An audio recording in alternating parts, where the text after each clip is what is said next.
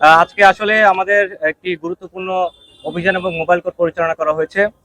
কক্সবাজার শহরে যে অন্যতম সরকারি হাসপাতাল, এখানে আমরা মোবাইল কোর্ট পরিচালনা করি। বেসিক্যালি আমরা কয়েকদিন ধরেই এইটার উপর গোয়েন্দা নজরদারি আমাদের অব্যাহত ছিল, যার মাধ্যমে আমরা এই এলাকায় কিছু সিন্ডিকেট এবং দালাল চক্রে দৌরাত্ম্য আমাদের পরিলক্ষিত হয়। আপনারা সবাই অবগত আছেন যে এই হাসপাতালে শত শত রোগী প্রতিনিয়ত চিকিৎসা নিতে আসে এবং এই রোগীদেরকে ঘিরে হাসপাতালে একাধিক দালাল সিন্ডিকেটের দৌরাত্ম্য গড়ে উঠেছে।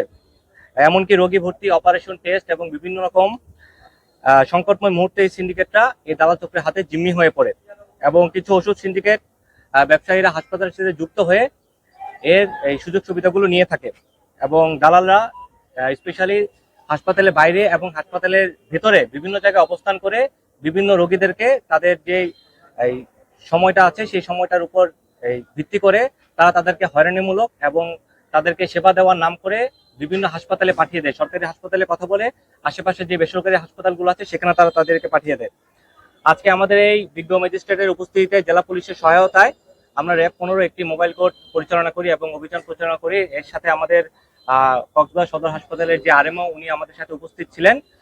এই মোবাইল কোর্টের মাধ্যমে আমরা সর্বমোট 4 জন দালালকে আমরা ধরতে সক্ষম হই এবং তাদেরকে বিভিন্ন মেয়াদে বিজ্ঞ ম্যাজিস্ট্রেট সাজা প্রদান করেন। আপনারা আমাদের সাথে সর্বক্ষণ ছিলেন এবং দেখতে পেয়েছেন যে তারা সরকারি যে ডাক্তাররা আছেন তাদের স্লিপ ব্যবহার করে, দেখেছেন আপনারা অবশ্যই, এই স্লিপ ব্যবহার করে তারা নিজেরা ডাক্তারদের সাইন নকল করে সেই স্লিপগুলো রোগীদেরকে দিয়ে এবং নিজেরা সেই ফার্মেসি থেকে তারা ওষুধগুলো নিয়ে যায়। যেখানে বাংলাদেশ সরকার এই রাষ্ট্রপ্রদত্ত যে সেবাটা দিয়েছে সরকারি হাসপাতালে, সেখানে লাখ লাখ টাকার ওষুধ জনগণকে দিচ্ছে দুস্থ গরিবদের মাঝে বিতরণ করার জন্য। সেটার উপর ভিত্তি করে যে অসাধু দালাল চক্ররা আছে তারা প্রতিনিয়ত এই জিনিসগুলো অপব্যবহার করে যাচ্ছে।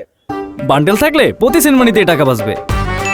বিকাশ সেনমানি বান্ডেল কিনে জিতুন প্রতি লেনদেনে। কক্সবাজার সদর হসপিটালে আমাদের সকাল থেকেই অভিযান চলছে, আমাদের ইন্টেলিজেন্স উইং কাজ করছে এবং আমাদের 4 জন দালালকে আমরা ধরতে সক্ষম হয়েছি এবং এদেরকে বিভিন্ন মেয়াদে 4 জনকে কারাদণ্ড দেওয়া হয়েছে।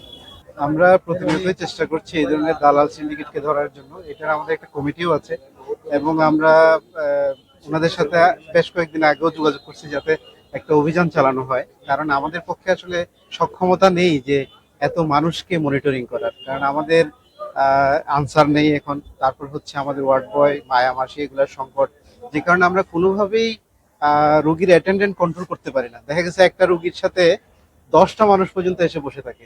এখন আমি যদি তার সাথে কনফ্রন্টেশনে যাই, আমি যদি বলি যে রোগীর সাথে শুধু একজন থাকেন, তখনই আমার সাথে একটা ঝগড়াঝাটি লেগে যাচ্ছে। ফলে এগুলো কন্ট্রোল করা আমাদের জন্য খুবই কঠিন।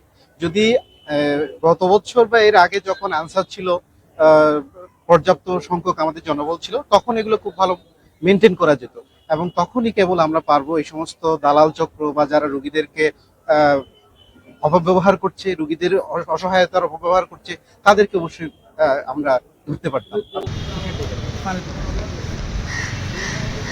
জীবনে আসবে না, হয়ে গেছে।